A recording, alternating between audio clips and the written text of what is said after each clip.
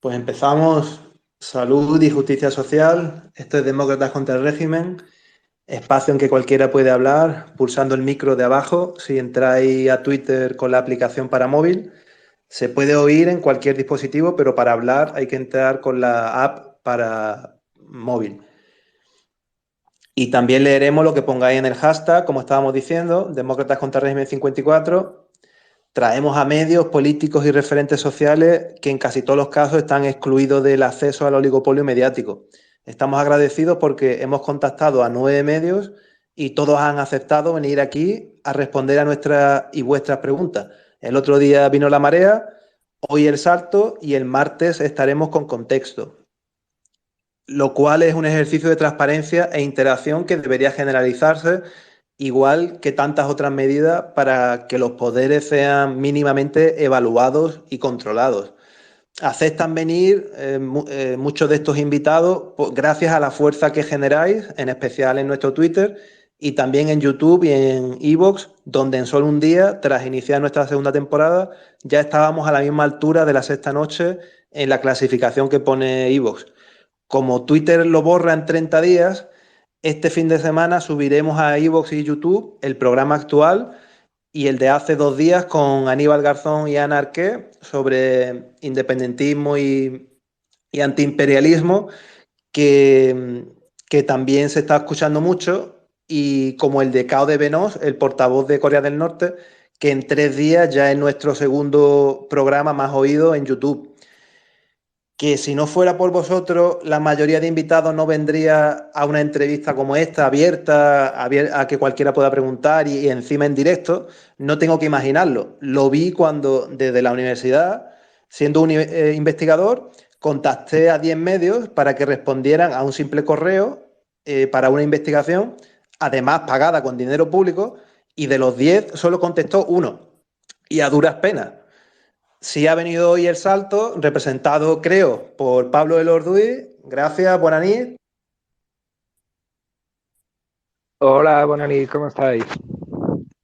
Molt bé, lo cual te agradecemos que hayas venido, que El Salto se haya conectado esta noche. Es un honor porque es un medio horizontal del que debemos aprender. Voy a leer aquí los principios para que os hagáis una idea de lo horizontal que es El Salto, porque primero, las empresas que violan los derechos humanos, sociales, ambientales o laborales no pueden anunciarse.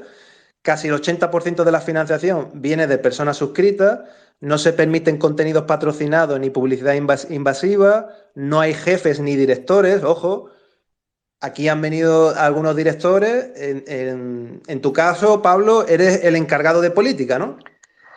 Sí, sí, sí, yo coordino un poco los contenidos de política y luego pues participamos en otras secciones, pero bueno, como decías, es un medio horizontal y al final las decisiones más de tipo empresarial pues se toman entre todos y todas o entre por lo menos quienes formamos parte de la cooperativa de empleadas y, y esto hace pues que no tenga mucho sentido nombrar directores y directoras, ¿no? Además por principios, por funcionalidad, porque no es un sistema en el que nosotros nos encontramos cómodos y tampoco es muy necesario porque ya llevamos bastante tiempo funcionando así y hemos cometido errores, pero bueno, más o menos hemos seguido tirando a lo largo de los años. Pone aquí que sois 25 personas empleadas, no sé si seguís siendo las mismas, y que cobran el mismo salario. Todos los cargos son elegibles y revocables, algo muy positivo. Y que además nosotros lo reivindicamos para el ámbito político. Creemos que todos los cargos, y para empezar los cargos internos de los partidos, deberían ser revocables, que se deberían someter constantemente a procesos de rendición de cuentas y que estuvieran obligados a cumplir lo que han firmado. ¿Y seguís siendo 25 y cobrando lo mismo? Sí, cobrando lo mismo, desde luego. El número va cambiando porque, bueno, pues hay bajas Pues lamentablemente ha habido bajas por enfermedades un poquito más largas y también en algunos momentos ha habido medias jornadas y no sé exactamente la plantilla, pero vamos, sí, siempre andamos entre, por lo menos en los últimos 2 años, entre 23, 25 personas. Hemos ido creciendo a lo largo del tiempo, yo creo que empezamos 17 o 18 y hemos ido, bueno, ya te digo, ampliando plantilla, pero bueno, con el mismo criterio siempre.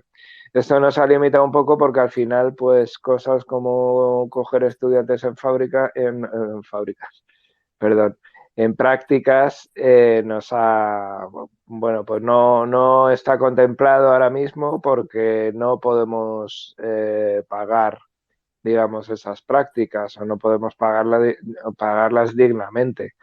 Tenemos sueldos bastante escasos y entonces pues no hay diferencias entre alguien en prácticas o no debería haberlas y por eso tampoco hemos tirado de becarios o de gente en prácticas, que es una práctica bastante habitual en el periodismo, valga la redundancia. Entonces, las grandes decisiones las tomáis en asamblea y en el día a día, ¿cómo es un día a día en el Salto? Pues un día a día en el nivel de los contenidos y en el nivel empresarial, bueno, es básicamente seguir la actualidad que más nos toca a nosotros, que es la de los movimientos sociales, las de las organizaciones de la sociedad civil. También en algunos casos esto se orienta hacia contenidos, vamos a decir, más mainstream.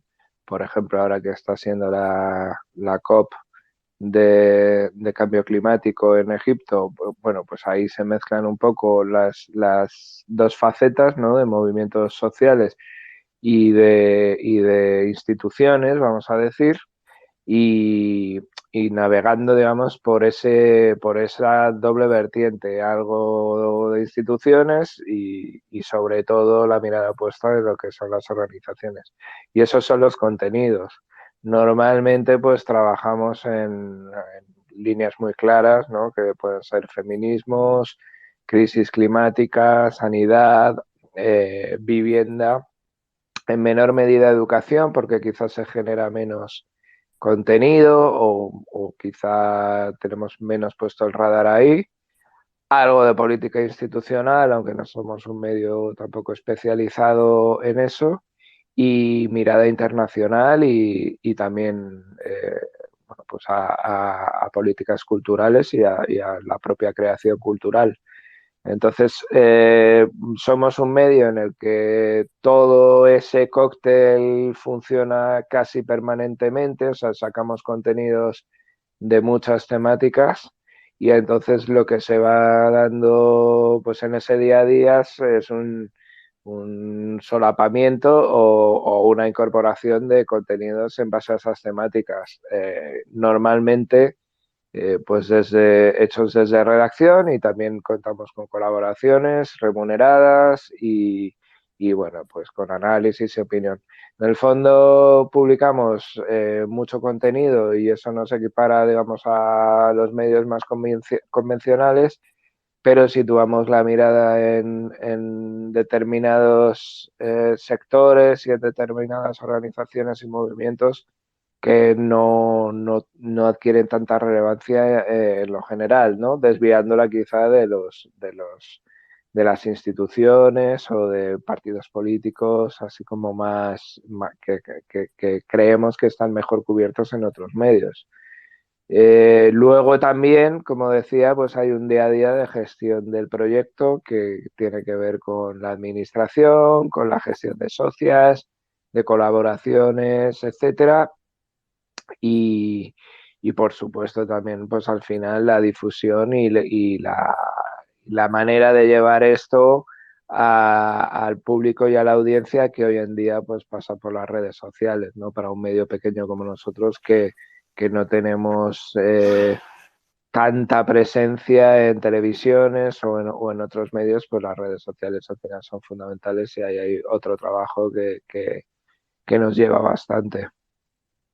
Citaba vuestras colaboraciones, una de ellas, una periodista que colabora con vosotros, que es Joana Jiménez, ha sido detenida junto a otra periodista y a dos activistas por esta acción reivindicativa que habrán visto muchos de nuestros oyentes en el Museo del Prado.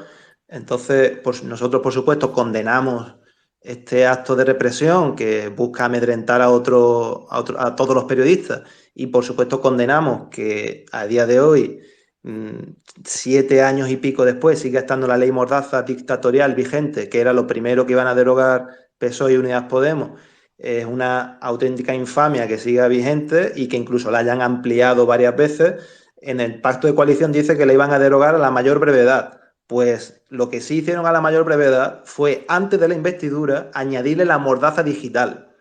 Entonces, ¿puedes informarnos sobre cuál es la situación con vuestra compañera y con los demás represaliados?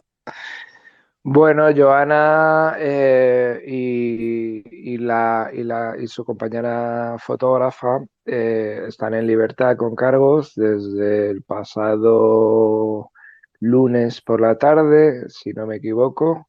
Eh, sí, porque la acción fue el domingo. Y bueno, ella está bien, está, digamos, con ganas de seguir trabajando, pero obviamente influida por lo que comentas, ¿no? Por una represión que yo creo que no tiene demasiados precedentes, pese a que es verdad que en los últimos años pues hemos visto un recorte de libertades que ha afectado a la prensa. Yo creo que hay que, digamos, de alguna manera salir de la visión más corporativista del hecho de que solo nos preocupe porque sea periodista y por la libertad de información, que en efecto es muy importante y que en efecto yo creo que está bien que el gremio se mueva por esto, pero que también hay que preocuparse, digamos, por lo que tiene que ver con la libertad de expresión con respecto a las activistas a las que Joana grabó y que funcionó, digamos, su protesta en el sentido de que lo pudo sacar la prensa, ¿no? Eh, son, son movimientos que es verdad que están separados. Yo creo que la cobertura periodística de un acto como ese, pues es como la cobertura periodística de un desahucio o de una acción reivindicativa, parar un puente, la entrada a Merca Barcelona, como pasó hace no muchas semanas atrás en Barcelona, en Merca Barcelona. Bueno, este tipo de acciones, yo creo que evidentemente los periodistas que las van a cubrir no las conocen. Esto en Twitter he visto muchos comentarios muy desinformados sobre, sobre lo que tiene que hacer un periodista. Cuando a un periodista se le convoque, no conoce la acción y eso es una de las bases también que tienen clarísimas los activistas cuando convocan periodistas, pero independientemente, como ya decía, de que las periodistas sean perseguidas, tampoco tiene demasiado sentido una persecución a activistas que han sido detenidas y que tienen que ver también sus derechos a la libertad de expresión ratificados, ¿no? Lamentablemente, en ambos casos, que conviene mantener separados, pero que forman parte, digamos, de nuestro ecosistema de, como tú decías, de represión y de ley mordaza, en ambos casos parece que han caído además en un mal juzgado y que van a ser juzgados por daños al patrimonio, ¿no? Bueno, pues al final se certifica que el activismo, que la militancia penaliza y que otra serie de actividades delictivas que, que no son calificadas como tales, como por ejemplo destruir edificios que han formado parte del patrimonio o que están catalogados, ¿no?, por ser históricos, pues pasan impunemente y a menudo se ven como beneficiosos para la ciudad, ¿no? Me estoy refiriendo, por ejemplo, al caso de las cocheras de Cuatro Caminos, que no están tan lejos del Museo del Prado donde se produjo eso, ¿no? Pues es patrimonio industrial de hace 100 años, se tira con la piqueta, no pasa nada, y en este caso el pegarse con un pegamento al marco de un cuadro, pues parece que es un atentado terrorista, ¿no? Para los partidos de orden.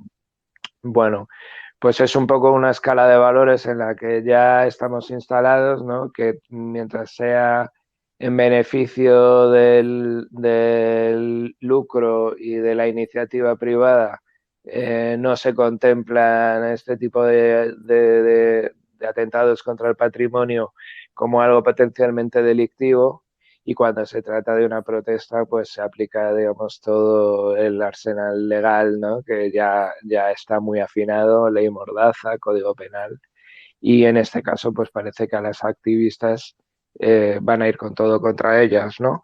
En el caso del periodismo, pues no es una novedad, pero desde luego se está incrementando mucho la presión. Ya hemos visto también que se va a juzgar a 4 compañeros, también uno de ellos del Salto, por bueno, colaborador del Salto, por falso testimonio, según la misma jueza que va a juzgar a Joana, en el caso de unas agresiones policiales que quedaron perfectamente probadas y grabadas, en las que hay bastantes testigos y en las que solo se cuenta con el testimonio policial, ¿no? Bueno, pues una deriva que al final acaba con la libertad de información y que persigue la libertad de expresión, desde luego.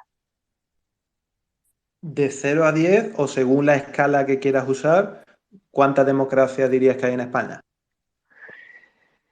Pues si usamos la escala de The Economist, pues estaremos en un 7,5, 8, ¿no? Me parece que la han rebajado últimamente por todo lo ocurrido en Cataluña, incluso para The Economist, ¿no? Esto ha sido como una caída del caballo. Yo creo que España no es muy distinta a las democracias liberales al uso y occidentales, ¿no? Creo que son democracias imperfectas, desde luego, en las que la libre expresión y la libre información siempre han estado en cuarentena, con la especificidad en el caso de España, pues que hay una serie de legislaciones, algunas de ellas que vienen del régimen franquista, ¿no? Como la ley de secretos oficiales, que imposibilitan mayor desarrollo democrático. Si nos ponemos en una escala que no es la de The Economist, por supuesto, y es la del 15 de mayo de 2011, pues diríamos que lo llaman democracia y no lo es.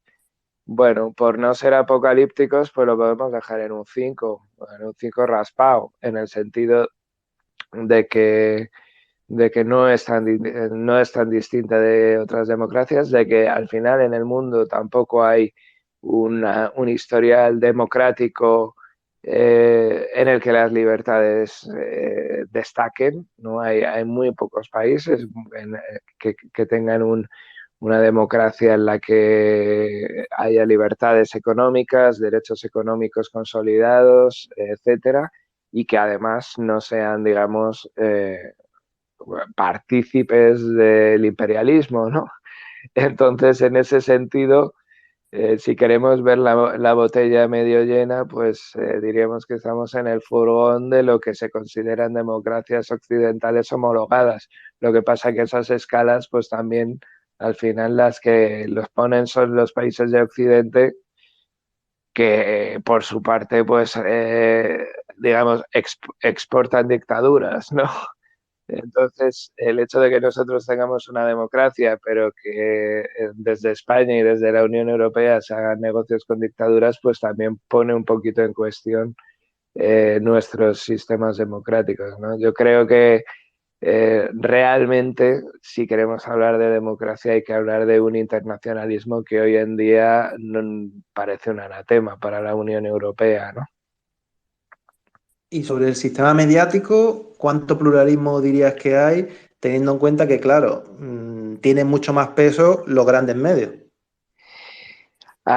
Sí, no, yo creo que hay muy poco pluralismo en el momento en el que durante la legislatura de Zapatero se establece un duopolio casi perfecto en las televisiones, teniendo en cuenta que la televisión sigue siendo el medio de comunicación con más índice de penetración en la sociedad de todos, pues dejar en dos grandes grupos, además de capital, vamos a decir, no extranjero, porque esto no debería ser influyente, pero de capital, digamos, con raigambre derechista, tendiendo al ala más fascistizada en el caso de Mediaset, ¿no? De capital berlusconiano, vamos a decir, pues la pobreza cultural que se ha impuesto a través de las dos grandes empresas comunicativas pues ha sido enorme, ¿no? Y en ese sentido, pues la democracia a través de los medios ha brillado por su ausencia. Esto, sobre todo, y también por la total dejación que se ha hecho de Radio Televisión Española, ¿no? Que es una desgracia lo que ha pasado con la empresa pública, que no funcionaba mal, que tenía buenos profesionales, que tenía equipos, que tenía capacidad para llenar parrillas y parrillas televisivas con una producción propia y que hoy en día está subyugada a las empresas privadas que además muchas veces son satélites de esos otros grandes grupos, ¿no? Con el rastro de precariedad que eso tiene sobre los profesionales y las profesionales, en este caso de la tele, ¿no? Hay más libertad en los medios de comunicación digitales. Creo que ha habido en los últimos años, independientemente de que nos gusten más o menos, medios de comunicación financiados con la publicidad del IBEX, que son plurales, que son profesionales, que son importantes y que han mejorado en muchos casos las instituciones, ¿no? Pues señalando algunos focos de corrupción, ¿no? Llámese la Universidad Rey Juan Carlos, llámese Caja Madrid en su momento, etcétera. En lo digital, como decía, pues hay un poco un panorama, yo creo, mejor. Podemos ser más optimistas también en comparación con el entorno, pero lo de la tele al final pues es una desgracia, ¿no? Y creo que al final cosas como los audios de Villarejo pues lo que demuestran es que es muy difícil salir de ese bucle de corrupción, ¿no? Y creo que en este caso pues La Sexta es una especie de epítome de esa mala mezcla que se da siempre entre los negocios a costa de todo y la apariencia de servicio público que quieren tener todavía las grandes cadenas de televisión. ¿Qué medidas se te ocurren en el plano mediático como ejemplos de cosas que se deberían hacer para garantizar el pluralismo, etcétera? Pues a ver, hay algunas contraintuitivas, como sería volver a meter la publicidad comercial en Radio Televisión Española para conseguir financiar mejor Radio Televisión Española y que mejore. Pero esa por sí sola obviamente no bastaría si se sigue funcionando con esas empresas que decía cárnicas que se llaman en el sector que generan la producción. Radio y Televisión Española tendría que ser una escuela, tendría que ser un vivero de experiencias televisivas y radiofónicas que sirvieran también al final para los medios de comunicación comunitarios que no están lo suficientemente desarrollados en España o que, como en el caso del Salto, pues tenemos que trabajar completamente en lo privado, pero que al final pues experiencias en Latinoamérica con las leyes de 3/3 en los que se asegura que los medios comunitarios, los medios barriales, los medios de distrito, los medios municipales tienen un espacio, por supuesto en el espectro televisivo, en el radiofónico, etcétera, y pueden generar comunidad, ¿no? Que yo creo que es lo importante. como te decía, Radio Televisión Española debería ser un vivero para que luego se pudiesen conformar esos otros medios de tipo comunitario.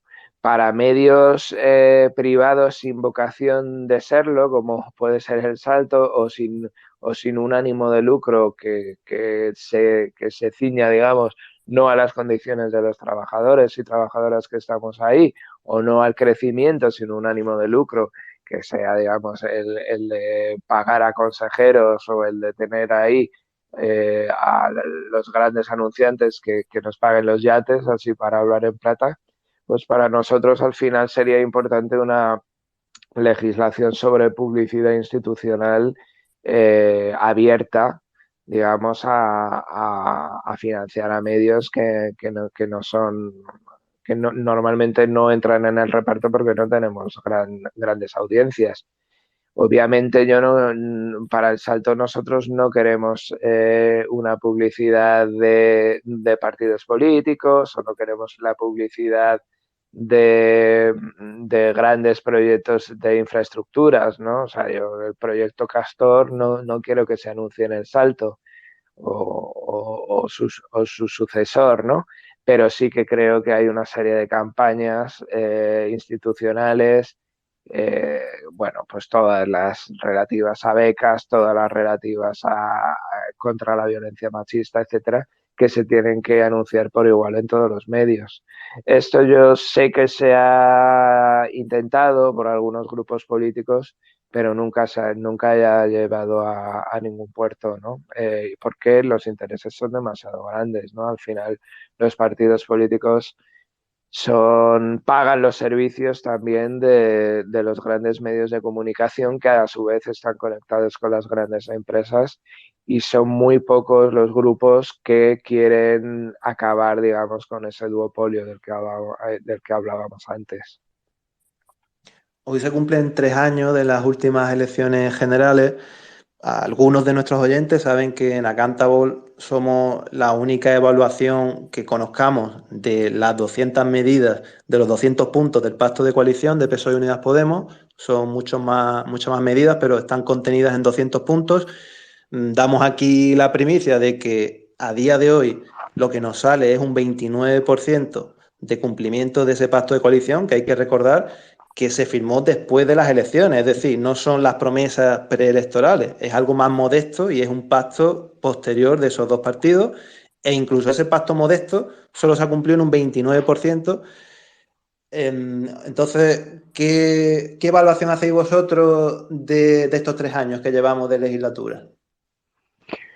Bueno, ahí yo no me atrevo a hablar por todo el Salto porque además, como te decía, cada coordinación de sección pues tiene un análisis distinto, ¿no? No es lo mismo si hablas con mi compañera Sara Babiker, que lleva el control de lo que es el ingreso mínimo vital, que puede ser más crítico, desde luego, que con mi compañera Patricia Reguero, que lleva feminismos, que ha sido en algunos momentos más crítica, pero que creo que en líneas generales hará una valoración positiva porque sí que se han sacado adelante, yo creo, legislaciones importantes. Está la ley trans pendiente, está la ley del sí es sí. Bueno, no es fácil, digamos, en los 5 minutitos que va a durar la respuesta, hacer todo el balance, ¿no?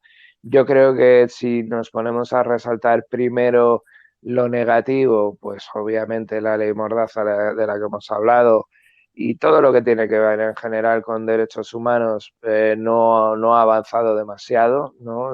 Creo que la masacre de Melilla pues es como el gran ejemplo de una invariabilidad en el curso del Estado, digamos, o en la dirección del Estado. No, en ese caso no se ha movido.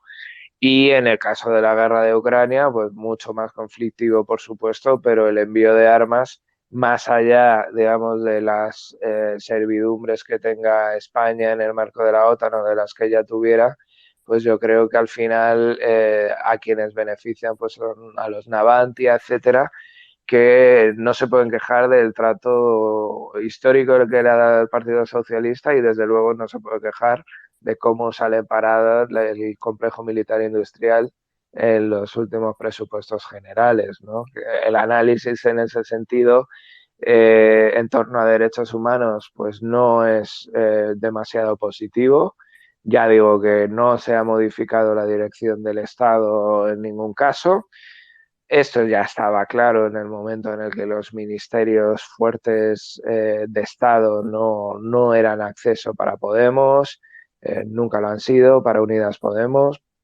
Y bueno, pues en los ministerios en los que se ha podido entrar, pues en trabajo, en feminismo, en igualdad, en derechos sociales y demás, pues no tocan apenas los derechos humanos y no tocan, digamos, la posición geopolítica o geoestratégica de España en el mundo y tampoco tocan las perspectivas, digamos, desde el Ministerio de Interior, ¿no? Que es, bueno, pues que no han sido modificadas y la prueba de ello es que el uso de la ley Mordaza se ha incrementado, se ha multiplicado, de hecho, durante el estado de alarma, ¿no? En el DEBE también, por supuesto, la ley de vivienda. Y creo que esta semana, que de hecho se ha parado por parte del PSOE la incorporación de enmiendas a los presupuestos generales del Estado, pues señala, ¿no?, la pervivencia o la supervivencia de una democracia de propietarios, el favor, digamos, a los rentistas, que es un tema complejo en el sentido de que ya no se trata solo de los grandes tenedores, ya no es una medida solo hecha para satisfacer a los Blackstone de la vida, es una medida también con la que se pretende no ahuyentar del voto al Partido Socialista básicamente a los pequeños rentistas, a quienes tienen una o dos casas y consideran que la vivienda nunca tiene que bajar, ¿no?, por usar el meme. Bueno, pues la ley de vivienda es el otro gran debe. Probablemente se me pasen otras, ¿no?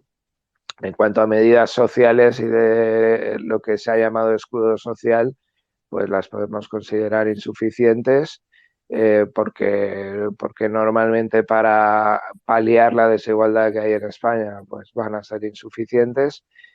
Pero bueno, lo cierto es que al final se han dado en un contexto de crisis económica muy profunda, que se ha conseguido reducir en algún sentido el paso a la pobreza o a la mayor vulnerabilidad de 1 millón de personas y que posiblemente pues con un gobierno del Partido Popular pues estaríamos en un escenario distinto. Yo no sé si con las calles ardiendo, pero desde luego en un escenario pues de mayor austeridad, ¿no? Yo creo que en ese sentido pues posiblemente la respuesta a corto plazo a la crisis ha sido escasa, pero adecuada para paliar las peores consecuencias, ¿no? Como decía, pues eso, 1 millón de personas han podido no caer en la pobreza.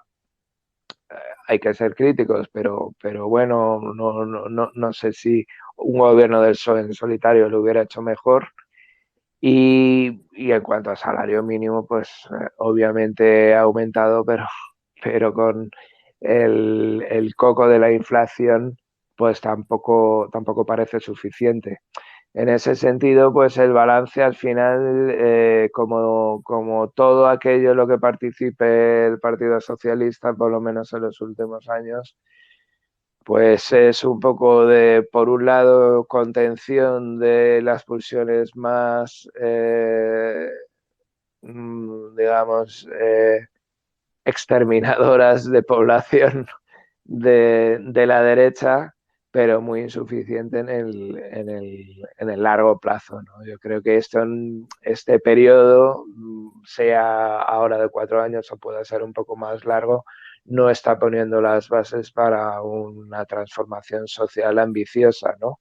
Pese a que, bueno, pues en trabajo se ha generado, digamos, esta dinámica de aumento de salario mínimo, que en otras circunstancias de menor inflación pues sería positivo.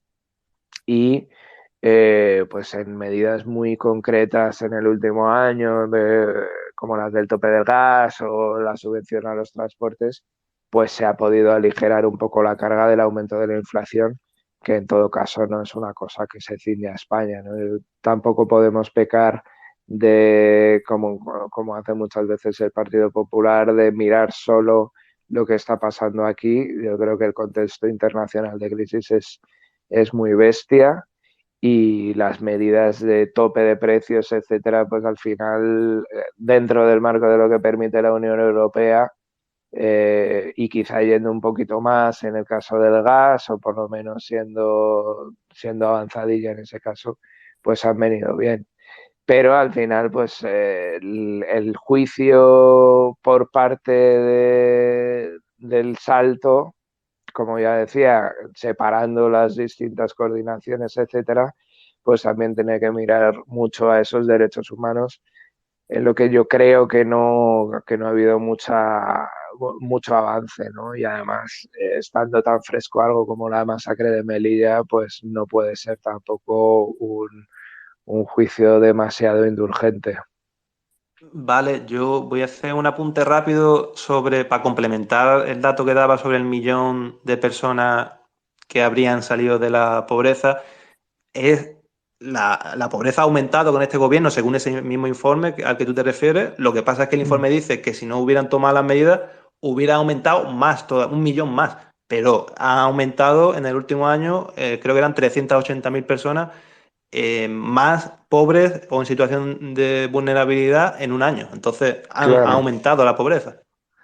Sí, pero también en todo el mundo, ¿no? O sea, si es que el relator Philip Alston, que vino a los pocos meses de iniciado el gobierno de coalición, vino a decir que si no se ponían las pilas, España iba a tener una desigualdad aún mayor, ¿no? Y al final, es que eso está pasando, y como te decía, es que está pasando en todo el mundo. O sea, el único país que ha eliminado pobreza en términos absolutos, en términos netos de población, ha sido China.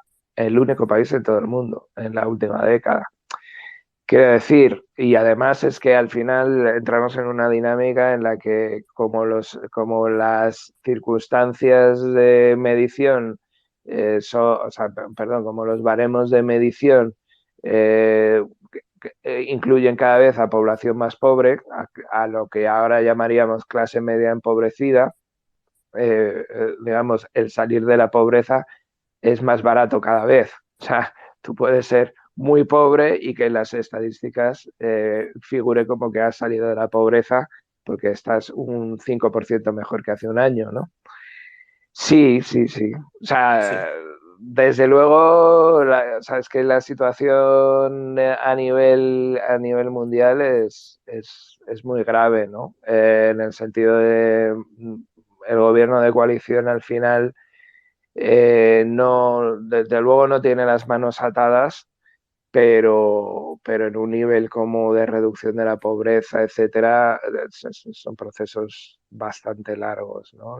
La reducción de trabajadores pobres en España, pues es un proceso que tiene que revertir una década. O sea, hay una década perdida entre 2009 y 2019 en España, que este gobierno de coalición, obviamente, si tuviera la voluntad para hacerlo, se podría hacer mucho más rápido, ¿no? Pero digamos, lo tendría difícil de todas formas. Pachi o Albor o al servicio de la República, quien quiera hablar.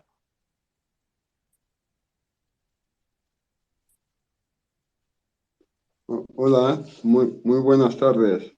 Buenas noches allá. Hola, Buenas buenas noches. noches. Eh, Gracias a Cantebol por concederme la palabra. Una cuestión referente al comentario del salto. Creo que lo ha dejado bien claro, pero me gustaría que me lo subrayaras, digamos, o lo destacas más, porque mi percepción de la situación actual en Europa en general y España en particular es que las cosas no sé, pero no se nota que en realidad están en lo que se puede llamar la calma que precede la tempestad o no, porque no se ve en que, como por ejemplo en otros países ya están, y en otras zonas, ya están poniendo muchas previsiones ante la situación, digamos, de extrema crisis económica que se nota y que ya lo han dictado varias instituciones internacionales, digamos, entre comillas, instituciones económicas de esas occidentales, pero no veo, no siento en que en realidad en Europa se percibe, digamos, la dimensión de ese tsunami que justo hace meses que lo hemos hablado en ese espacio, eh, que se va a notar más temprano que tarde. Pero mientras que en América Latina, por ejemplo, y África, ya se ha empezado a llegar la situación, a situaciones en las cuales la gente está siendo muy apurada y hasta incluso los gobiernos están siendo muy apurados en buscar en los mercados internacionales suministros, por ejemplo, de trigo, suministros de otros alimentos, pero me gustaría que me aclararas cuál es la situación real en Europa. La estoy viendo desde otros enfoques, pero me gusta la opinión de vuestra redacción del Salto. Bueno, o sea, desde luego estamos en una situación muy compleja, como has resaltado, y creo que también en España ya se ha aterrizado en una especie de crisis permanente, no duradera, en el sentido de que no es que la población tenga una conciencia de colapso, sino sí que existe una conciencia de reducción de expectativas de vida generalizadas, en el sentido de que después de la crisis de 2008, después de la crisis hipotecaria y después del rescate económico, hay una modulación de las expectativas, como decía, y generacionalmente pues se nota mucho, ¿no? Hay un dato que que en los últimos barómetros del Centro de Investigaciones Sociológicas se está resaltando mucho, pero que ya venía de hace un par de años, que es el vuelco completo que ha dado la percepción de la propia economía de la gente, ¿no?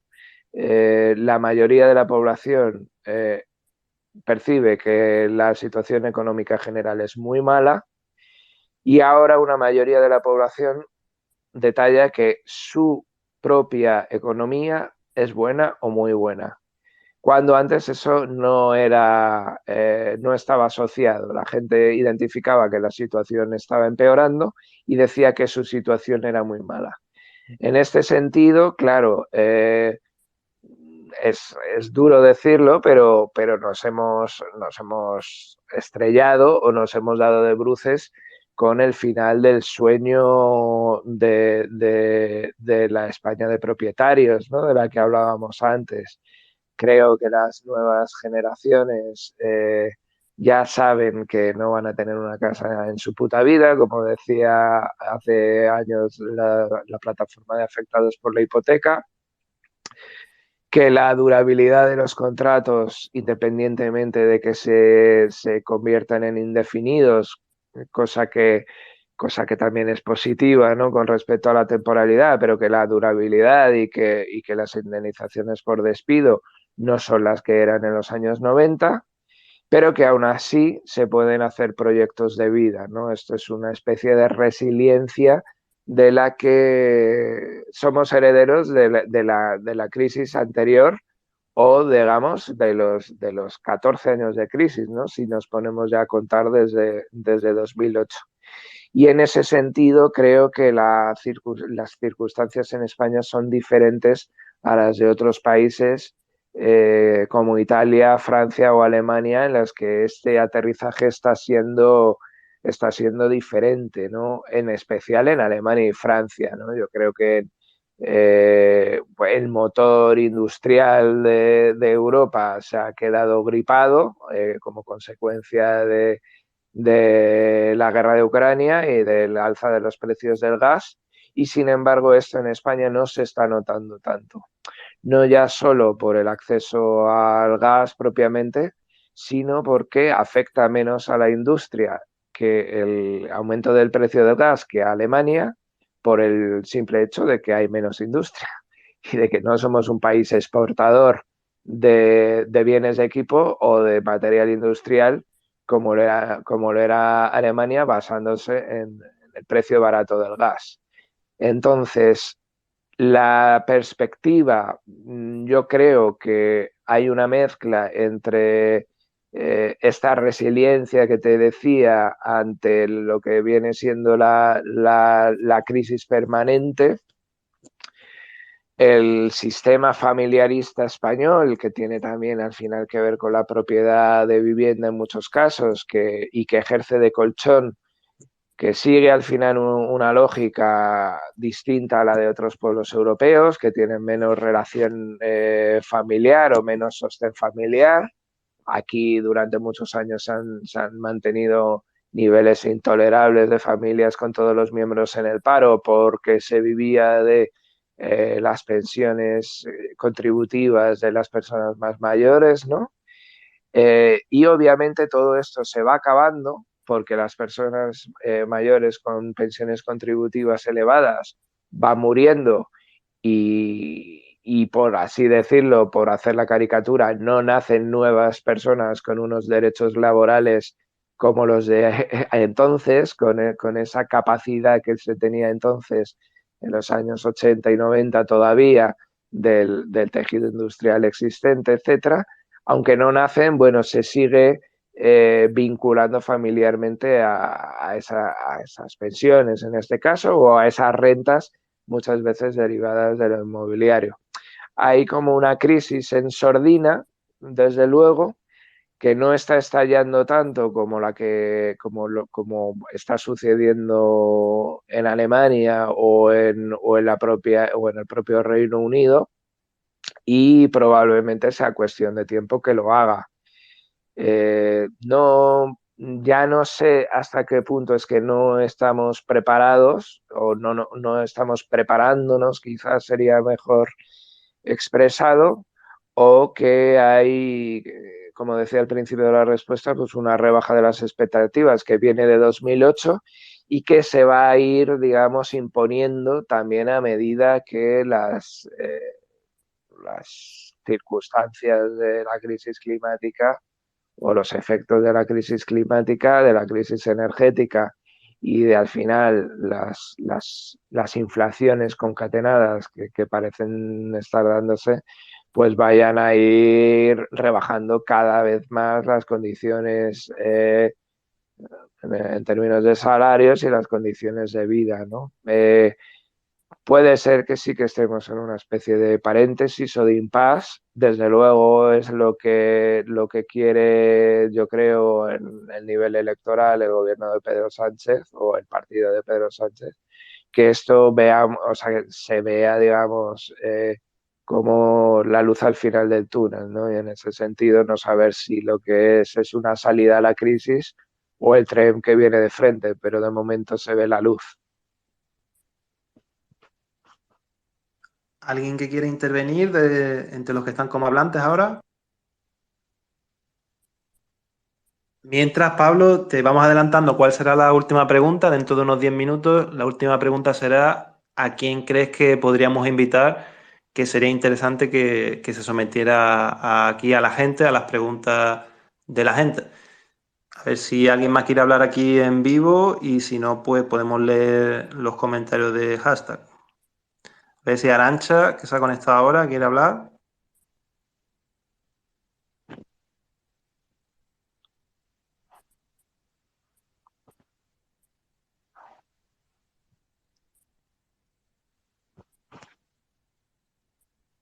Vale, pues vamos entonces al hashtag donde Pachi Elubarri ha escrito que el nivel de esta noche es de 10.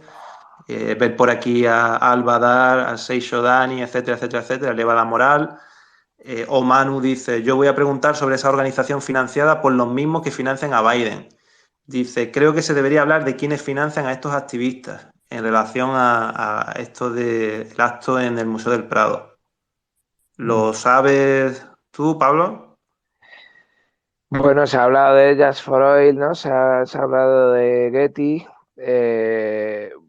pero bueno, o sea, yo no me creo que las activistas del otro día formen parte de un plan de los millonarios estadounidenses, en este caso la familia Getty, ¿no? Creo que al final, con una máscara u otra, con un nombre u otro, la llamada de alerta de los movimientos juveniles, sea Extinction, sea Futuro Vegetal, sea Just for Oil, es común y el repertorio de acciones es, bajo mi punto de vista, acertado. Que en algún momento se va a tener que lamentar que un cuadro quede dañado por alguna acción, pues forma parte de lo posible. ¿Por qué no? O sea, yo creo que no se tiene que, no se tiene, digamos, que no nos tenemos que enrocar en nunca le van a pasar nada a estos cuadros. No, forma parte de lo posible porque estas cosas son así. Pero es que, como comentaba antes, es que en esta ciudad se puede derruir un edificio entero. Antes decía las cocheras de Cuatro Caminos. Bueno, hablamos ahora del conjunto de Canalejas, no solo lo que había fuera, que se ha quedado algo, un esqueleto. Y perdonad que me ciña a Madrid, pero creo que son ejemplos que se dan en muchas ciudades, ¿no? Ahora mismo está en La Vega de Oviedo, está pasando lo mismo. Se destruye el patrimonio entero y mientras sea para crear centros comerciales u hoteles, nadie lo pone en duda y estamos todos, digamos, dispuestos a ir a esos centros comerciales si tuviéramos el dinero, ¿no? Pero bueno, en este caso, digamos, las acciones, como decía, me parecen acertadas en su objetivo de llamar la atención y yo no soy quien para juzgar a distancia las motivaciones de gente que tiene 22 o 23 años o si le ha comido el coco la familia Getty. Me parece muy improbable, pero aún así ellos lo están haciendo por algo en lo que creen. En el caso de las chavalas del otro día del Museo del Prado, de la gente que ha cortado el aeropuerto de Ámsterdam, etcétera, etcétera, y es, digamos, un poquito temerario que yo me pusiera a criticarlos aquí desde mi sofá, ¿no? Pues voy a leer los otros comentarios que hay y también te adelanto, la otra pregunta final que solemos hacer es si puedes dejar una pregunta para el siguiente invitado, que el siguiente programa será Contexto, para que te la vayas pensando. Creemos que será Miquel Mora, el director, quien vendrá representando a Contexto. Y mientras, pues voy a leer los demás comentarios. César G dice: nos podríamos retroalimentar si desde el salto con honestidad nos señalarais empresas que cumplen socialmente y laboralmente. Nosotros consumiríamos sus productos y ellos se anunciarán en vuestro medio. De izquierda quizás seamos el 40% de la gente. Muchos van a Mercadona. Puntos Bueno, suspensivos. en cuanto a alimentación, yo creo que hay un impulso importante de la economía, de la agroecología, en casi, me atrevería a decir, por supuesto, todos los pueblos que no se tienen por qué llamar agroecología o ecología, perdón, o agroalimentación sostenible, etcétera, pero hay, digamos, circuitos cortos de abastecimiento de verduras, por supuesto, también de carne para quienes no sean veganos, y eso es fácil de encontrar también en las ciudades. No hay por qué ir a Mercadona, en los supermercados, prácticamente cualquier producto de consumo doméstico, tanto limpieza como alimentación, un poquito más difícil textil, quizá por los costes, pero vamos, muy poco más caro. Lo hay, y hay toda la economía social y solidaria lleva años desarrollándose, ¿no? Yo creo que en el Salto además damos bastantes ejemplos, pero bueno, pues quizá menos de lo que deberíamos. Igual, también te digo que la publicidad que pueden poner estos proyectos pues es limitada, nosotros lo sabemos, e intentamos, digamos, aún así, que pongan publicidad en nuestros medios, ofrecerles el espacio, etcétera. No hacemos public reportajes, con lo cual eso les dificulta más, pero ellos no tienen, normalmente un productor ecológico pues tiene muy poca capacidad para poner publicidad, y por eso vemos a todas horas los anuncios de Carrefour o de otras grandes superficies. Yo creo que hay que buscarlo, y que al final, una vez que se entra en determinados circuitos, una cosa lleva a la otra, ¿no? Yo, por ejemplo, hasta hace poco pues usaba productos de limpieza convencionales, y también estoy viendo que en mi ciudad pues están surgiendo alternativas, o sea, comercios alternativas de limpieza que se hace con productos ecológicos y con productos de kilómetro cero, ¿no? Bueno, ojalá sí, ojalá que, como diga César, pues poco a poco vayamos retroalimentando algo que además también nos permita dignificar las condiciones laborales y crear pues una economía cercana y bueno, pues que nos permita participar a todos, que no nos excluya, ¿no? Raf Strogoff ha escrito: eso de los proyectos de vida no te lo crees ni tú, El Salto, y menos con la no derogación de la reforma laboral incumplida por el gobierno de coalición PSOE y Unidas Podemos. Y leo el último ya, que es de Frente Republicano, que dice: al Salto Diario, ¿crees que realmente Unidas Podemos está teniendo una postura valiente en el gobierno? Bueno, sobre los proyectos de vida, yo a lo que me refiero, bueno, a ver, no me lo creo ni yo, no, o sea, la gente tiene un proyecto de vida aunque esté en la miseria, es que esto funciona así, o sea, uno o la gente, desde luego, está aumentando el nivel de suicidios, ¿no? Y en ese sentido, pues efectivamente es una consecuencia de la crisis económica, pero mientras, digamos, la gente no tome la decisión de suicidarse, pues hay proyectos de vida, y los proyectos de vida al final son con las expectativas que te da el medio en el que estás. Y han bajado las expectativas de vida en España y se ha asumido. Eh, ¿Qué pasa? Que a la vez que bajaba, digamos, las expectativas de tener un sueldazo, tener un cochazo o tener un chaletazo, que eran las que funcionaban hasta el 2008, también se está depauperando los servicios públicos, ¿no? Y esto es una cuestión que estamos viendo en algunas comunidades, y en mayor medida en las comunidades que gobierna el Partido Popular. Y yo creo que esto es así, ¿no? Y esto también es muy grave. A mí, sinceramente, yo tengo un sueldo muy modesto y tengo expectativas de vida, pero para lo que quiero, digamos, que funcione el Estado es para que se cubran absolutamente todas mis necesidades en términos de sanidad, en términos de educación, en términos de derechos sociales y en términos de derecho a la vivienda, ¿no? Por eso he puesto el subrayado a que no se está cumpliendo la ley de vivienda, ¿no? Claro, bueno, pues yo con eso me puedo acoplar a mi pequeño sueldo, no necesito mucho más, ¿no? Bueno, pues en ese sentido hablaba yo de las expectativas y de los proyectos de vida. Sobre UP y la valentía, pues bueno, volvemos a lo mismo. Al final la famosa correlación de fuerzas ha permitido ser valiente a Unidas Podemos, y la apatía o el momento de impasse en el que hemos entrado socialmente, pues quizá les ha permitido relajarse, en el sentido de que tenían menos presión en las calles, ¿no? O sea, si nosotros hubiésemos sido capaces, las personas que vivimos de alquiler, de salir con 50.000 personas a la calle esta semana, pues el PSOE se habría visto obligado a aceptar las enmiendas sobre la ley de vivienda y posiblemente Unidas Podemos hubiera tenido que ser mucho más ambicioso en sus demandas.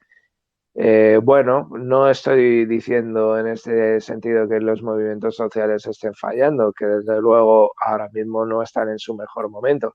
Estoy diciendo que esto es unas fichas de dominó. Y si tenemos la capacidad de tirar la puerta de Unidas Podemos, pues quizá Unidas Podemos tiene más posibilidades de tirar la puerta del PSOE. Quizá no serían necesarios como intermediarios, ¿eh? Puede ser. O sea, esto yo creo que ahora mismo hay un debate bastante interesante con los GKS, con el espacio socialista que están haciendo, ¿no? Sobre si se necesitan esas correas de transmisión en forma de partidos. Pero bueno, como la pregunta va sobre Unidas Podemos y su valentía, pues al final también es probablemente para lo que les ha dado, ¿no? Sería un poco la respuesta. Para lo que les ha dado han podido ser más o menos valientes, han cometido bastantes errores, pero más para mi gusto, en el nivel interno, en el nivel de la organización, que una vez en el gobierno, ¿no? Pues, Pablo, terminamos con las dos preguntas que te habíamos anunciado antes. Si te ha dado tiempo a pensártela sobre a quién invitarías para que viniera. Pues, ¿a quién invitaría para que viniera? Pues, a ver, mira, ya que estáis con medios, pues igual Javier Gallego puede ser interesante que le llevéis, o las compañeras de Pícara, que es muy, muy interesante, ¿no? Yo creo, y además ellas están en Bilbao y pueden dar un complemento desde allí, que yo me temo que he sido muy madrileño. Y la pregunta que haría contexto, pues la pregunta que haría contexto es sobre la crisis climática. Si creen, digamos, que con lo que se está haciendo ahora mismo se podría llegar al objetivo de solo un aumento de 1,5 grados en el próximo, en lo que queda del siglo, ¿no? Esto me parece importante que lo reflejemos todos los medios de comunicación. De acuerdo, muchas gracias por estar aquí. Han levantado la mano, no sé si puedes aceptar una última. Sí, dale. Muy buenas tardes otra vez. Sí, en vez de una van a ser dos, digamos, breves, una pregunta y y un inciso. La pregunta en realidad, ¿cuál es la opinión real que hay actualmente en España y en Europa sobre el COVID y sobre lo que acabas de decir? Realmente, la crisis climática, cuál es la realidad, digamos, de fondo, si tienes alguna información de fondo, porque en otros lugares no es que son negacionistas, sino es que conforme van saliendo los informes, conforme va saliendo mucha información, empiezan a tener dudas sobre la realidad de la epidemia del COVID y de la crisis climática. Lo del COVID te lo puedo yo confirmar con datos correctos. Ejemplo, África, 1.500 millones de habitantes, no ha tenido acceso a la vacuna ni siquiera el 2% de la población y en realidad no ha pasado nada. Esta es una realidad cruda para los, digamos, que están viendo como la solución del COVID es la vacunación, pero en África no ha pasado nada, teniendo menos posibilidades, menos recursos y menos acceso a la vacuna. La pregunta es, después de todo lo que ha salido de esas empresas, de esas farmacéuticas, en realidad, ¿dónde está la confianza de la población occidental sobre la existencia de la epidemia en sí. Muy buenas tardes. Bueno, a ver, yo no puedo hablar desde el punto de vista científico porque tampoco es mi campo de trabajo. Puedo hablar más en un nivel personal. Yo en la primera semana de COVID podía tener ciertas dudas sobre hacia dónde nos dirigíamos en cuanto a las políticas de confinamiento. En la segunda semana de COVID vi a una enferma de COVID que era mi madre y vi el efecto de la enfermedad que tenía sobre ella y se me disiparon todas las dudas en cuanto al potencial mortífero del virus. El virus ha mutado en todo este tiempo. Obviamente es menos hostil para los cuerpos en los que se aloja de lo que lo era en finales de 2019 y principios de 2020. Me Posiblemente perdonas, también. eso también pasó en África y no se han vacunado. Está justamente pasando igual y no han tenido ninguna vacuna.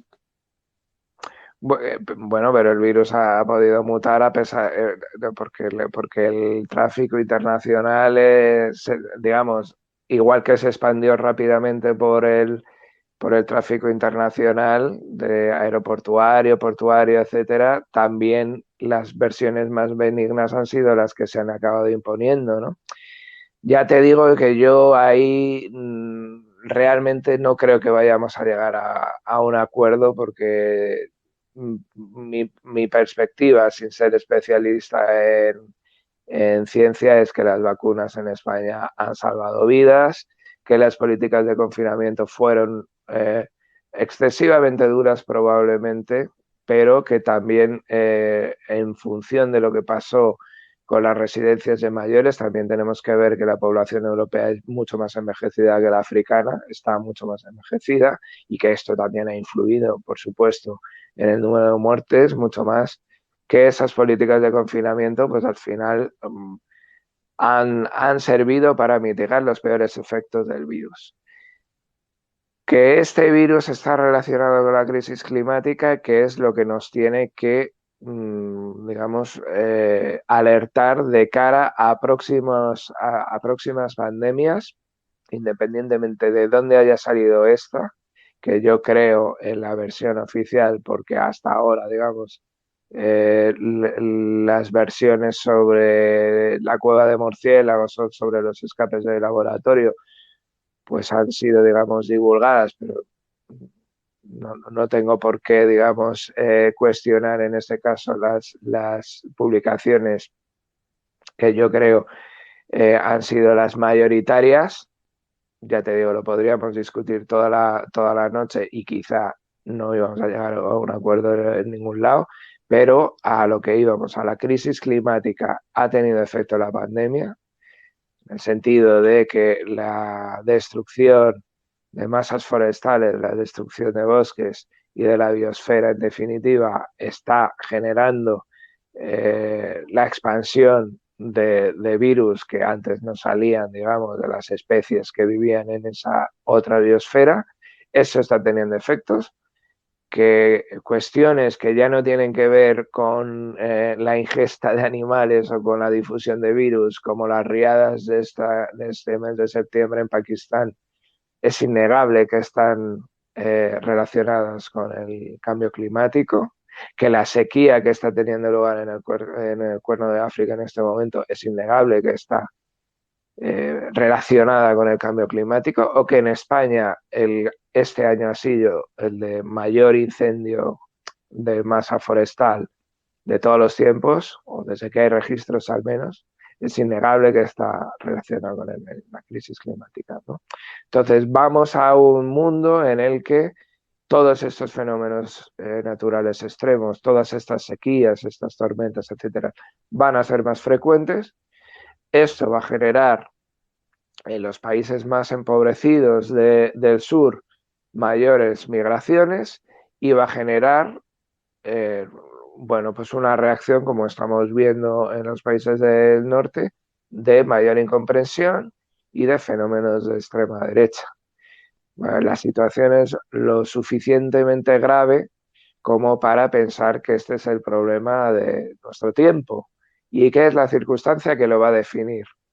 La forma de salir de eso, en términos de mayores libertades, en términos de mayor solidaridad internacional y en términos al final de difuminación de las fronteras, porque el aumento de la temperatura no está entendiendo de fronteras, o el reverso tenebroso, que ya sabemos hacia dónde nos dirige, ¿no? Bueno, esto creo que es el momento del siglo.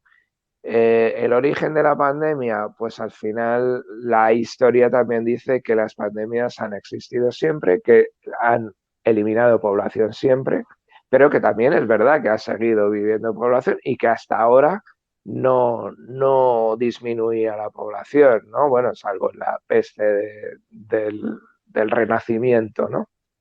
Bueno, pues veremos. Yo desde luego estoy bastante alarmado de lo que está sucediendo ahora en Egipto, en el sentido de que pueden convivir pues un régimen de privación de libertades como el del Sisi con un discurso sobre hacia dónde nos lleva la crisis climática. Vamos, espero que al final los resultados de la cumbre pues sean algo críticos con dónde se celebra, por ejemplo, la cumbre, pero veo pocas oportunidades de que eso pase, la verdad. Pues El Salto, representado por Pablo Elorduy, muchas gracias por haberos conectado esta noche.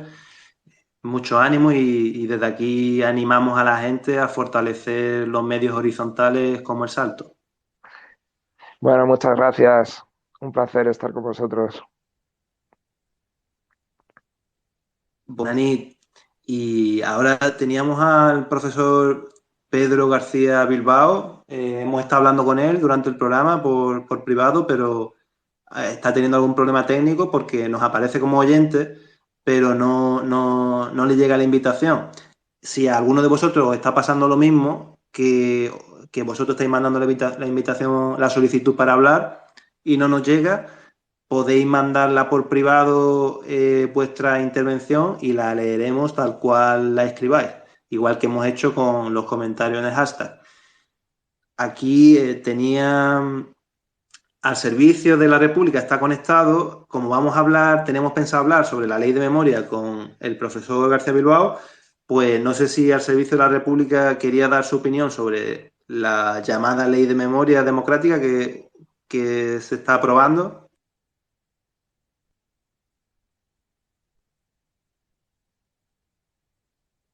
O si Pachi quiere intervenir.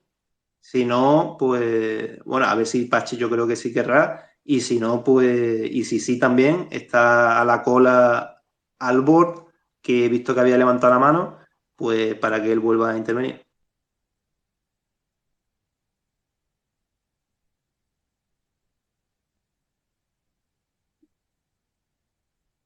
Vale, pues de todas maneras, ya sí está aquí Hola. Sí, Pedro.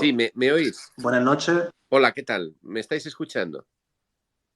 Sí, gracias por conectarte. Ah, bueno, perfecto. Ya hemos resuelto la cuestión técnica. Sí, estaba escuchando a Pablo Elorduy y vuestras preguntas y bueno, pues aquí estamos a vuestra disposición. ¿Qué balance hace sobre la ley de memoria? Sobre la ley de memoria, bueno, la ley de memoria, por decirlo rápido, me parece insuficiente en la medida en la que no responde a lo que debería hacerse en ese tema, desde el punto de vista de los que reclamamos una España que ponga fin a la impunidad del franquismo. O sea, en ese sentido es completamente insuficiente.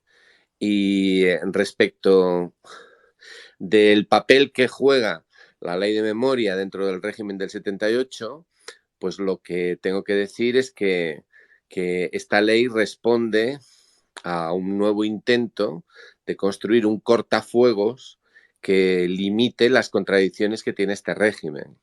y en ese sentido está siendo muy efectiva. Como lo fue también la ley que realizó en su momento Rodríguez Zapatero, pero que se demostró que quienes criticamos entonces la ley de Zapatero, bueno, pues se ha demostrado que nuestra posición era compartida por mucha gente, aunque la mayor parte de los partidos lo votaron en las Cortes, ¿no? Y la mejor prueba de que esto lo ha percibido el Estado es que se han visto obligados a hacer una nueva ley que vaya un poquito más allá, pero ese poquito más allá deja fuera problemas fundamentales. De manera que mi punto de vista, no ya el mío, sino el de una parte sustancial del movimiento memorialista, es, reconociendo que tiene avances, es que es insuficiente. Básicamente Hace sería... 2 días me has comentado por privado que estuviste debatiendo con el secretario de Estado de la materia. ¿Cuáles eran los argumentos que se intercambiaron ahí? Bueno, básicamente es que ha habido recientemente, hace un par de días, pues un congreso en la universidad y ha estado presente el secretario de Estado, señor Martínez, de memoria, ¿no? Y entonces he tenido la ocasión de escuchar directamente sus argumentos, ¿no? Bueno, hay que decir que yo formo parte de la Federación Estatal de Foros por la Memoria y además soy el presidente del Foro por la Memoria de Guadalajara y estoy en Castilla-La Mancha también, ¿no? Es decir, que estoy inserto, formo parte de una estructura del movimiento asociativo memorialista que es muy potente, ¿no? Entonces, esta parte del movimiento memorialista impulsó en estos años en lo que se llamó la Carta de Vicálvaro, que era un documento que llegaron a firmar 80 organizaciones del movimiento memorialista, elaborando una serie de críticas a la ley de Zapatero. Entonces, ha habido una interlocución muy importante con los representantes de los grupos parlamentarios y también con la propia Secretaría de Estado. Lo único que pasa es que, bueno, yo no formé parte del grupo que estuvo negociando y dialogando con ellos, pero bueno, sí he estado al tanto de los debates. Lo que ha pasado ahora es que, bueno, simplemente he podido escucharle directamente su punto de vista, ¿no? Y su punto de vista es más o menos el siguiente, es decir, el punto de vista oficial del gobierno es más o menos el siguiente, es decir, desde su posición, la ley de memoria que se aprueba ahora pone el acento principal en las víctimas. Es decir, hay insuficiencias en la ley anterior, lo que hicieron en la declaración de motivos no se desarrollaba suficientemente en el texto de la ley, y eso son palabras suyas directas, y en este sentido algunas de las demandas que existían no se habían visto satisfechas. Por ejemplo, el tema de la ilegalidad de las sentencias en los tribunales. Entonces, desde el punto de vista del gobierno, basta con poner que el régimen franquista fue ilegal y que las sentencias son nulas e ilegales, las sentencias de la represión, para que se vuelvan nulas e ilegales. Entonces, lo cual no es verdad. Es decir, tú puedes hacer una declaración, puedes poner una frase diciendo esto es nulo, esta sentencia es nula, es ilegal. Vale, perfecto. Eso es lo que se estaba demandando. Pero luego, inmediatamente, en el transcurso de la propia ley, pues tú estás negando el derecho a acudir a la justicia para ser resarcido, puesto que has sido objeto tú o tu familia de una sentencia ilegal. Es decir, se te reconoce que es ilegal, pero se te niega el derecho del amparo y de acudir a la justicia. Entonces, en ese sentido, pues es una tomadura de pelo, vamos, pero como una casa de grande, ¿no? Pero desde el punto de vista de ellos, creen que el haber incorporado nominalmente pues esa palabra ya resuelve el problema. Claro, lo que resuelve es que genera confusión y para muchísima gente bien intencionada con eso basta, pero eso no basta, eso ellos saben que es mentira y nosotros también, ¿no? Luego, otra cuestión que ellos plantean es que se va a crear una fiscalía, va a haber un fiscal de sala que va a tener digamos, competencias en el cumplimiento de esta ley. Claro, esto era una cuestión que ocurría con la ley anterior. La ley anterior era una ley muy peculiar. Era una ley que si no querías cumplirla, pues no la cumplías. Entonces, claro, ¿qué tipo de ley es esa, no? O sea, la ley establecía, la ley anterior, la ley Zapatero, establecía pues una serie de cuestiones en las calles del franquismo, en esto, en lo otro y tal, pero si los ayuntamientos no querían cumplirlas, pues no las cumplían. Y de manera que, por ejemplo, cuando se quería cambiar una calle que estaba dedicada a un fascista y se quería hacer, no había que acudir a la ley, porque si acudías a la ley, lo podían recurrir, lo podían retrasar, podían incluso hacer todo lo contrario. Si se quería cambiar una calle, había que acudir a la ley de bases de régimen local, que es la que confiere competencias a los ayuntamientos. Entonces nosotros, por ejemplo, siempre decíamos, si queréis quitarle esta calle a José Antonio, a Franco, a quien sea, no utilicéis la ley de memoria, utilizar la ley de bases de régimen local, ¿no? Y eso era ya inapelable, ahí no había forma humana de que pudieran recurrir, ¿no? Entonces ahora dicen, no, ahora eso ya no va a pasar, ahora esta ley se tiene que cumplir y vamos a nombrar un fiscal para cumplirla, ¿vale? Pero esa fiscalía, ¿qué competencias tiene? Entonces, por ejemplo, nos informó que se están ahora redactando esas competencias, ¿no? Que esas competencias las van a completar ahora. Pero claro, esas competencias, ¿de qué tipo son? ¿De qué tipo son esas competencias? Es decir, vamos a ver, por ejemplo, Queipo de Llano. Pues Queipo de Llano está muerto, claro, sí, por supuesto. Pero a Queipo de Llano ahora le han sacado de la Macarena. Pero la Macarena era un templo privado, era un templo de una comunidad religiosa. Vamos a ver, ¿pudiera haber actuado la fiscalía esta nueva contra ese templo porque exponía públicamente al golpista? Pues posiblemente, sí, desde luego. Pero el golpista Queipo de Llano se refieren a él siempre como general del ejército. Es decir, se le mantiene los honores y las condecoraciones y la posición simbólica dentro del ejército, se le mantiene. De acuerdo. Es decir, el responsable de los miles y miles de asesinatos provocados por el golpe de Estado y el hecho mismo de que fuera golpista, pues sale gratis a la postre, ¿no? Es decir, todo lo que acumuló, todo lo que de alguna manera se lucró y todo lo que han heredado sus descendientes, todo eso, incluso simbólicamente, eso se mantiene. Sí, le han quitado el título honorífico, los títulos nobiliarios.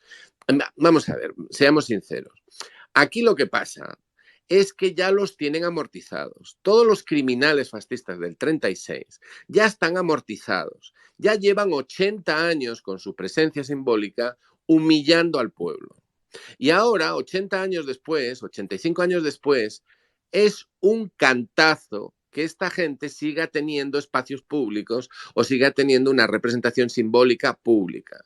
Y como ya los tienen amortizados, ahora su presencia les resulta inconveniente, resulta obscena, porque pone de manifiesto las conexiones del régimen actual con el régimen anterior.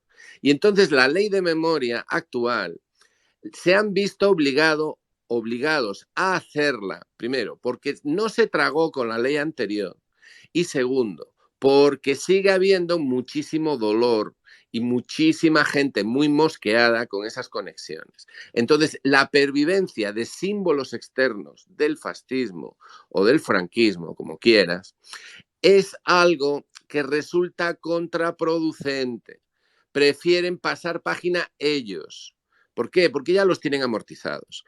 Y luego las conexiones de verdad, las conexiones ciertas, las que todavía permanecen, sobre esas la ley no se pronuncia.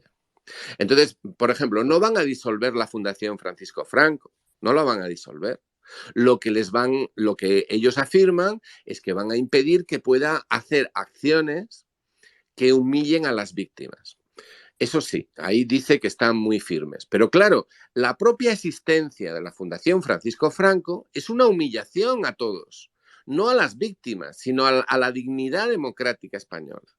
Pero eso no lo contemplan, claro, eso no lo contemplan, ¿no? Y mirad, básicamente, esta ley que es insuficiente y que es un cortafuegos, la han hecho porque han podido, la han hecho porque han contado con el apoyo de una mayoría parlamentaria que ha permitido que una ley insuficiente, que es un cortafuegos y que en realidad lo que pretende es limitar las contradicciones de este régimen para evitar que se visualice la conexión con el régimen anterior, la han podido sacar adelante porque buena parte de la izquierda parlamentaria, aunque han intentado mejorarla en algunos detalles, no han sido capaces de plantarse y decir que no queremos una ley que no pone fin a la impunidad del franquismo. No han sido capaces de plantarse. Y esa es más o menos la situación. De manera que el señor secretario de Estado, que conoce perfectamente los argumentos que tenemos y sabe perfectamente las razones que tenemos, precisamente porque conoce los argumentos y sabe las razones, sabe que era necesario para ellos redactar esta ley en los términos que lo han hecho. Y lo ha podido hacer porque ha encontrado los cómplices para hacerlo. Y esa es la cuestión. Y tengo que decir que este debate, que esta oportunidad para expresar esta opinión, pues no ha tenido cabida en los medios. Ni en los medios de derechas, ni en los de izquierdas, ni en los mediopensionistas. Al contrario, ¿alguien en los medios ha publicado algo sobre la Carta de Vicálvaro? ¿Se ha publicado algo sobre 80 organizaciones coordinadas en un documento que ha negociado con el Estado y con los partidos? ¿Se han entrevistado a los portavoces? ¿Se ha hecho un hueco en los medios, en los de derechas, en los de izquierda y en los mediopensionistas, que deben de ser la mayoría? ¿Se ha entrevistado a quienes han tenido interlocución y negociación con los grupos parlamentarios? Pues la respuesta es que no lo ha habido. Porque las complicidades son muy extensas y la falta de concreción y la confusión también que existe está fomentada. Y entonces, claro, por eso hacen lo que hacen. Así que el balance que hace el secretario de Estado es muy positivo. Tienen cuerda para otros cuantos años más y su jugada es que nos muramos todos, básicamente. De manera que ya nadie recuerde exactamente de qué se está hablando en términos de memoria. Qué infamia. Te trasladamos lo que nos ha escrito Billy Sonrisa por mensaje privado. Ha puesto: buenas. Esta igual para Pedro. Se aprueba, ¿no? Y el Almeida haciendo homenaje a Astral. ¿Eso qué? ¿Impune? Y sí, de acuerdo en cuanto a la insuficiencia de la ley. Muchas gracias por hoy, los días pasados y los que vendrán. Eutsi ta egurre. Como hoy hemos tenido algún problemilla técnico al principio, hemos tardado, pues por eso estamos también por encima de tiempo. Vamos a dar a Pedro una última intervención para que se explaye lo que vea oportuno, y también aprovechamos para anunciar que vamos a seguir contando con Pedro García Bilbao todos los días que él quiera, y sobre todo, al menos hemos hablado para el 1 de diciembre, que haremos el Demócratas contra el Régimen 60. Será anti-Estados Unidos, explicaremos la posición internacional, hablaremos sobre política internacional, estará Pedro, estará la revista La Comuna con Carmen Parejo, también Aníbal Garzón, hemos hablado con él, y pues será un gran debate abierto sobre, igual que hicimos el de no a la OTAN, pues haremos el de no a Estados Unidos. Y el martes volveremos con texto. También estará Daniel Seixo, el periodista gallego. También estará el Parto es Nuestro, el espacio feminista. Y muchas gracias por haber estado aquí. Pedro Sierra, adelante. Muchas gracias. Bueno, gracias. Solamente quisiera comentar alguna cosa de las que surgen en el tema de la ley. Bueno, lo primero es que la posición que mantenemos en el movimiento memorialista siempre fue pues muy realista, ¿no? Es decir, la ley está aprobada. Bueno, pues también estaba aprobada la ley Zapatero. Bueno, pues cúmplase. Es decir, si la ley está aprobada, pues lo que tiene que hacer es cumplirse. Lo que ocurre es que tenemos derecho a decir que es insuficiente, ¿no? Y a señalar las contradicciones. y a poner de manifiesto lo que pensamos sobre esto. De hecho, por ejemplo, nosotros proponíamos una ley integral de víctimas del franquismo, ¿no? Porque, claro, aquí pasan muchas cosas, ¿no? En realidad, las víctimas del franquismo lo que ocurre es que no son víctimas, porque no las reconocen como víctimas. Las víctimas de crímenes protagonizados por el Estado tienen derecho a indemnización, pero, sin embargo, aquí se dice que no tienen derecho. Es decir, esta nueva ley se basa en la idea de que aquí ya se ha pagado mucho a las víctimas, que las víctimas ya han recibido mucho dinero. Y te lo cuantifica. Más de 21.000 millones, 25.000 millones de euros han recibido las víctimas del franquismo. Y se les llena la boca diciendo eso, ¿no? Y diciendo que, bueno, que ahora, que claro, que tampoco hay dinero para pagar más indemnizaciones y tal. Bueno, pero es que eso es falso.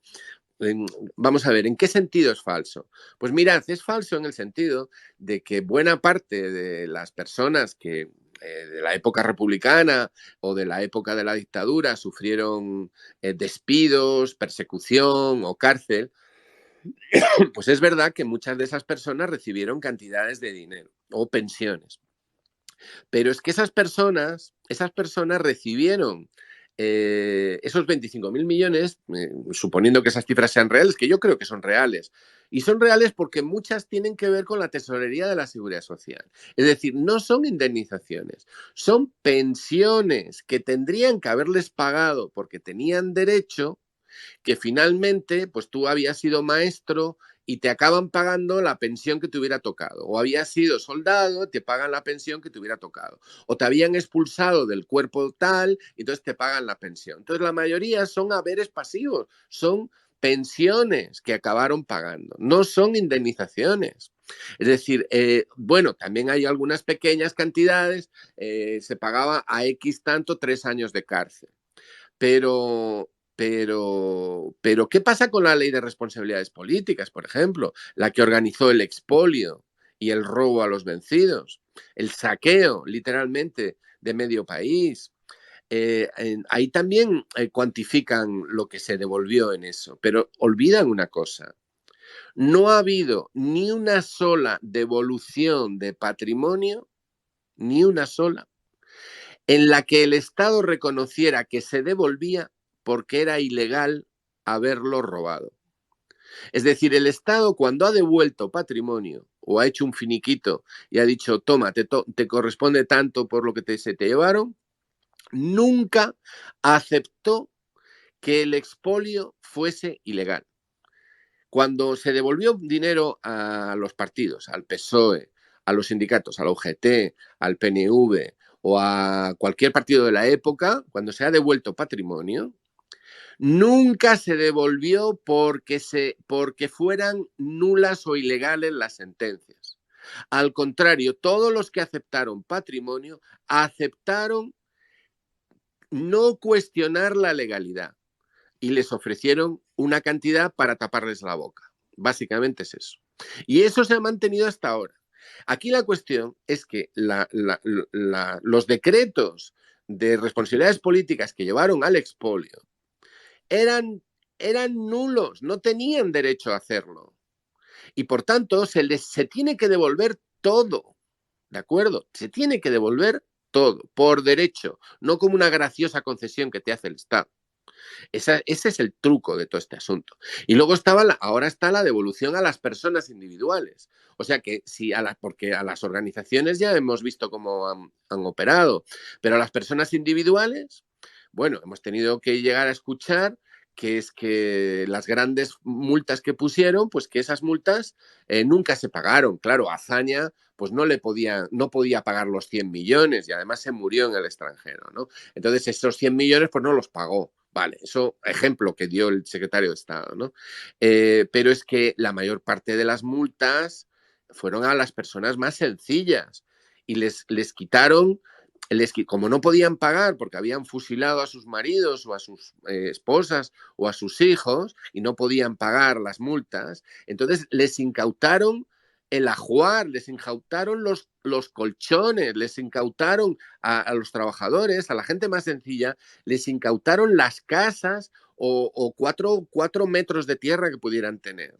Y eso es lo que dicen ahora que ya han cobrado mucho, cuando no ha habido ni una sola devolución de eso, de nada, ¿no?